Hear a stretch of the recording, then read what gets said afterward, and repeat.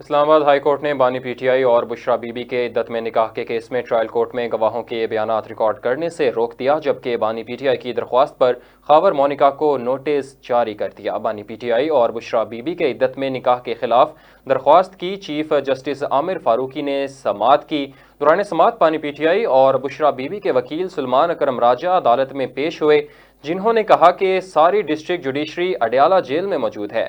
آج انہوں نے گواہوں کے بیانات ریکارڈ کرنے ہیں۔ چیف جسٹس عامر فاروق نے سوال کیا کہ گواہوں کے بیان ریکارڈ کرانے سے روک دیتے ہیں، کیس بتائیں ہے کیا؟ وکیل سلمان اکرم راجہ نے جواب دیا کہ ان کے بیان کو بھی مان لیا جائے تو طلاق کے 48 دنوں کے بعد نکاح ہوا۔ عدالت نے سوال کیا کہ عمومی طور پر عدت کا دورانیہ کتنا ہوتا ہے؟ وکیل سلمان اکرم راجہ نے جواب دیا کہ عمومی طور پر 90 روز کا دورانیہ ہوتا ہے، لیکن تقی عثمان صاحب نے اس میں وضاحت کی ہے کہ عدت کی مدت سے متعلق سپریم کورٹ کا فیصلہ موجود ہے۔ چیف جسٹس عامر فاروق نے استفسار کیا کہ فرض کریں اس سے متعلق سپریم کورٹ کا فیصلہ موجود نہ ہو، آپ نے اس درخواست میں کیا چیلنج کیا ہے؟ وکیل سلمان اکرم راجہ نے جواب دیا کہ ہم نے بانی پی ٹی آئی اور بشرا بی بی کو جاری چیلنج کیے ہیں۔ چیف جسٹس عامر فاروق نے سوال کیا کہ قانون کے مطابق نکاح اگر عدت میں ہوا ہو تو بعد میں ریگولائز ہو جاتا ہے، اگر نکاح باقاعدہ بھی نہیں ہوتا تو اس میں جرم کیا ہے؟ اسلام آباد ہائی کورٹ نے عدت میں نکاح کیس میں ٹرائل کورٹ کو گواہوں کے بیانات ریکارڈ کرنے سے روک دیا